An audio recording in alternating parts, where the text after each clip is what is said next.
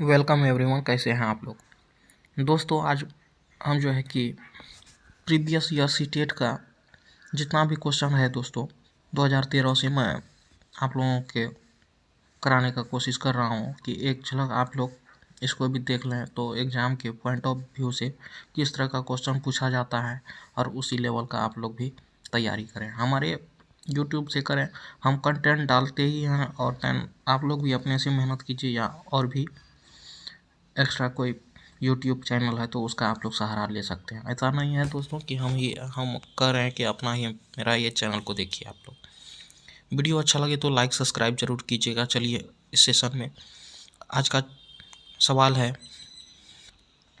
उच्च प्राथमिक स्तर पर कहानी कविता पढ़ने के बाद यह जरूरी है कि बच्चे, आप लोग आंसर क्वेश्चन देखिएगा दोस्तों, यानी कि ऑप्शन, प्रश्नों के लिखित उत्तर दे सकें, उसे अपने शब्दों में दोहरा सके, विपरीत भाव की कहानी या कविता लिख सकें, उन्हें अपने अनुभव संसार से जोड़ सकें। यहाँ पे राइट आंसर हो जाएगा दोस्तों 22 नंबर का, जो है कि उन्हें अपने अनुभव संसार से जोड़ सके। ये मेन इम्पोर्टेंट बातें हैं दोस्तों, तो इसलिए हमारा जो है कि फोर्थ ऑप्शन सही हो जाएगा। नेक्स्ट है दोस्तों 23 नंबर है। आप लोग यहाँ पे देख सकते हैं, भाषा के संदर्भ में स्कूली जीवन का यह उच्च प्राथमिक चरण डैश और डैश बोध के विकास की दृष्टि से अत्यंत महत्वपूर्ण है। यहाँ पे हम लोग ऑप्शन को देख सकते हैं कि क्या दिया गया है, साहित्य, सराहना और सामाजिक, सौंदर्य बोध, साहित्य बोध और सामाजिक राजनीतिक, और भाषा, साहित्य, ऐतिहासिक, और फोर्थ नंबर में है साहित्य बोध और सराहना बोध, ऐतिहासिक। इसका राइट आंसर हो जाएगा दोस्तों साहित्य, सराहना और सामाजिक। इसका ये तीनों का बहुत ही समाज में अहम स्थान है दोस्तों, इसलिए हमारा आंसर जो है कि 1 नंबर इसका हो जाएगा। नेक्स्ट है, उच्च प्राथमिक स्तर पर हिंदी भाषा की समावेशी कक्षा का प्रारूप निर्धारित करने में सर्वाधिक महत्वपूर्ण है। अभ्यास कार्य, शिक्षण कार्य, आकलन कार्य, पाठ्य पुस्तक। उच्च प्राथमिक स्तर पर हिंदी भाषा की समावेश कक्षा का स्वरूप किसका है दोस्तों, तो हम लोग देख सकते हैं शिक्षण प्रक्रिया बहुत ही महत्वपूर्ण है, इसलिए हमारा 2 आंसर राइट हो जाएगा ऑप्शन। उच्च प्राथमिक स्तर पर हिंदी भाषा शिक्षण के लिए क्या अपेक्षित नहीं है, नेगेटिव पूछ रहा है दोस्तों। स्वाध्यायशीलता का विकास, सुनकर शब्द दोहराने की क्षमता का विकास, भाषा प्रयोग की क्षमता का विकास, चिंतनशीलता की विकास। इसका राइट ऑप्शन हो जाएगा दोस्तों, यहाँ पे देख सकते हैं आप लोग कि सुनकर शब्द दोहराने की क्षमता का विकास यहाँ पे अपेक्षाकृत नहीं है, इसलिए राइट ऑप्शन हमारा 2 हो जाएगा। नेक्स्ट है दोस्तों 26 नंबर क्वेश्चन है, भाषा शिक्षण के संदर्भ में किस शिक्षक के लिए सर्वाधिक महत्वपूर्ण है। पाठ्य चर्चा, सहयोगी क्रिया का आयोजन करना, भाषा प्रयोग के अधिक अवसर प्रदान करना, निर्धारित पाठ्यक्रम को पूरा करना, परीक्षा का आयोजन करना।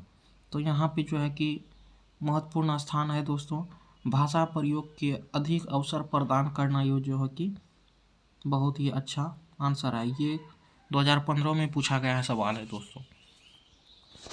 नेक्स्ट है दोस्तों, उच्च प्राथमिक स्तर पर हिंदी भाषा शिक्षण का सर्वाधिक संबंध है। ये जो है कि 2016 का फरवरी में पूछा गया सवाल है।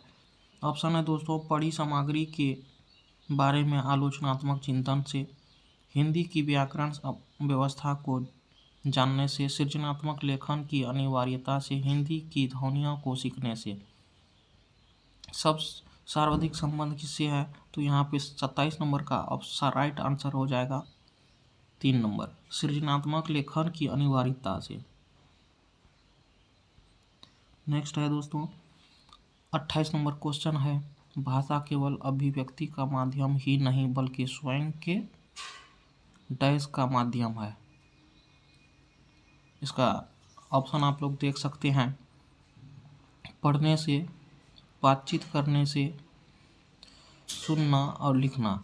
इसका राइट आंसर हो जाएगा बातचीत करने से जो है कि कम्युनिकेशन से भाषा में अभिव्यक्ति विकास होता है दोस्तों।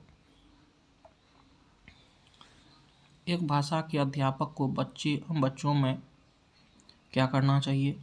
अलंकारित भाषा प्रयोग की समझ विकसित करने पर बल देना चाहिए। विविध संदर्भों में भाषा प्रयोग की क्षमता विकसित करने पर बल देना चाहिए और शुद्ध भाषा प्रयोग की क्षमता विकसित करने पर बल देना चाहिए। भाषा सिद्धांत की समझ विकसित करने पर बल देना चाहिए। इसका राइट आंसर आप लोग कमेंट में दीजिएगा।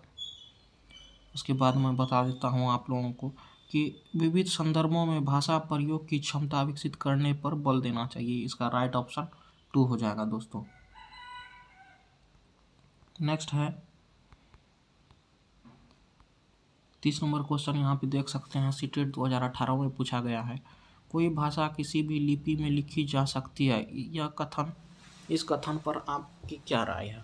यह बहुत हद तक संभव है। हर भाषा की अपनी लिपि होती है।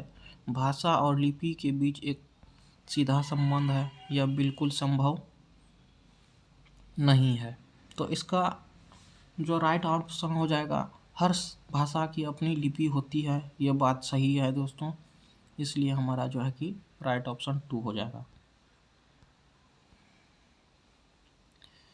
भाषा की नियमबद्ध प्रकृति को पहचानना और उसका विश्लेषण करना उच्च प्राथमिक स्तर पर भाषा शिक्षण का डैश है। क्या है? मुख्य उद्देश्य है, उद्देश्य है, उद्देश्य नहीं है, एकमात्र उद्देश्य है। इसका राइट ऑप्शन हो जाएगा दोस्तों, इसका मुख्य उद्देश्य होता है भाषा शिक्षण का। 32 है दोस्तों, ये सीटेड दिसंबर 2019 में पूछा गया सवाल है।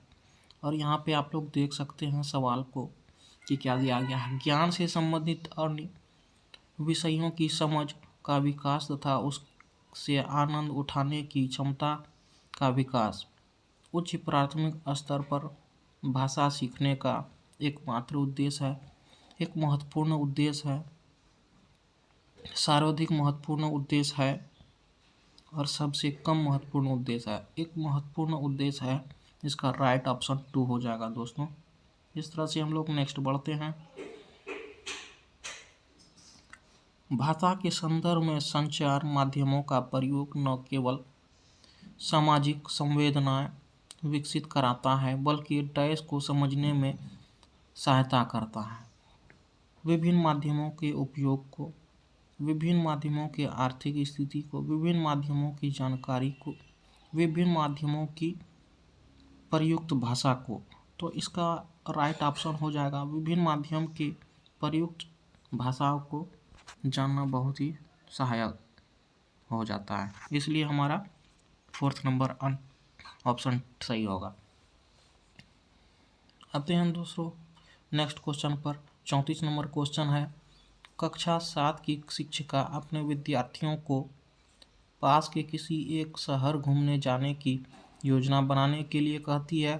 विद्यार्थियों को अपनी योजना की शुरुआत बस के आरक्षण आदि से करनी है।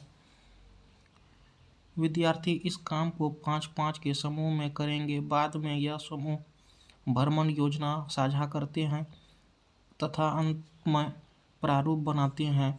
भाषा शिक्षण अधिगम में यह कार्य क्या कहलाता है?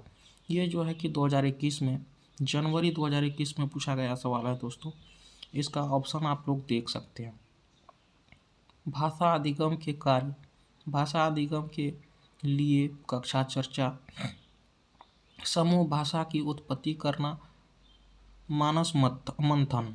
तो इसका राइट आंसर हो जाएगा दोस्तों, भाषा अधिगम के कार्य जो है कि राइट ऑप्शन हो जाएगा।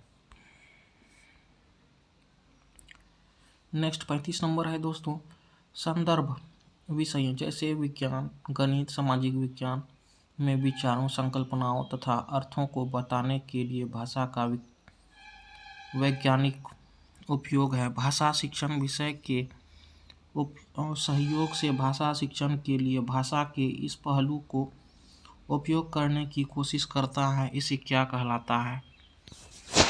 2022 में ये पूछा गया सवाल है। रजिस्टर आधारित भाषा शिक्षण, संदर्भ के द्वारा भाषा, भाषा के द्वारा संदर्भ, संदर्भ सूची भाषा।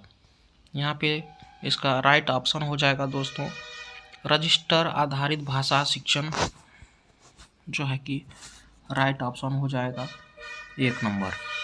नेक्स्ट है दोस्तों 36 नंबर है। भाषा कक्षा के लिए गतिविधि तैयार करते समय एक शिक्षक के निम्नलिखित में से किस पर विचार करना चाहिए। 2022 का राइट ऑप्शन हम लोग देखते हैं क्या होता है। इसका ऑप्शन है दोस्तों गतिविधि जिनमें सार्थक अंतःक्रिया सम्मिलित है, गतिविधि जो वास्तविक दुनिया के कार्यों से मिलती जुलती है। इसका कुट दिया गया है, ए सही है, बी सही है, ए और बी दोनों सही है और ए और बी दोनों गलत है। तो इसका राइट ऑप्शन हो जाएगा 3 नंबर दोस्तों, दोनों सही है। 37 नंबर क्वेश्चन है, इसमें से किसे भाषा शिक्षण परस्पर परंपरा के अंतर्गत मानवतावादी दृष्टिकोण के उदाहरण के रूप में उद्धृत किया गया है। कुल भौगोलिक भौतिक प्रतिक्रिया, मौन तरीका, प्राकृतिक उपागम और सामुदायिक भाषा अधिगम। तो इसका राइट आंसर है दोस्तों, हम लोग देख सकते हैं कि सामुदायिक भाषा अधिगम जो है कि किया गया है। 4th नंबर इसका सही हो जाएगा। नेक्स्ट है 38 नंबर दोस्तों, समग्र भाषा पद्धति पर विचार किसके संबंध में प्रतिक्रिया स्वरूप सामने आया। टॉप डाउन पठन सिद्धांत, बॉटम अप पठन सिद्धांत, मूर्त से अमूर्त भाषा, ज्ञान से अज्ञात, ज्ञात से अज्ञात भाषा शिक्षण। इसका राइट ऑप्शन हो जाएगा दोस्तों मूर्त से अमूर्त होता है। 3 नंबर ऑप्शन राइट हो जाएगा हम लोगों का। और 39 नंबर है, कथन 7 की शिक्षिका शिक्षार्थियों को भाषा के कुल वाक्यांश देती है जिससे कि मैं ठीक हूँ, मेरे अनुसार क्या मामला है इत्यादि। आपके अनुसार वह कक्षा में कौन सा उपागम अपनाती है। संप्रेषणात्मक उपागम, संदर्भ में व्याकरण, संरचनात्मक उपागम और कोश विषयक उपागम। तो इसका राइट ऑप्शन आप लोग आंसर कमेंट में दीजिएगा और मैं इसका राइट आंसर बता देता हूँ, संरचनात्मक उपागम है दोस्तों। नेक्स्ट है कुल भौतिक प्रतिक्रिया किन विद्यार्थियों के लिए अधिक उपयोगी है। ऑप्शन दिया गया है दोस्तों, क्रिया करके सीखने वाले, श्रवण द्वारा सीखने वाले, पठन द्वारा सीखने वाले और चित्र देखकर सीखने वाले। अतः इनका आंसर राइट आंसर हो जाएगा दोस्तों यहाँ पे ऑप्शन नंबर 1, क्रिया करके सीखने वाले। तो इसलिए दोस्तों आज हमारा यानी कि 18 क्वेश्चन था दोस्तों। मैं 18 क्वेश्चन आप लोगों को प्रीवियस ईयर टोटल करवाया हूँ। आई होप कि ये वीडियो पसंद आया होगा। वीडियो पसंद आए तो अपने दोस्तों में लाइक सब्सक्राइब जरूर कीजिएगा, क्योंकि मैं आप लोगों के लिए नया नया अपडेट और क्लास भी लेता रहता हूँ समय समय पर। आई होप कि ये वीडियो पसंद आए। वीडियो को लाइक सब्सक्राइब जरूर कीजिए। Thank you.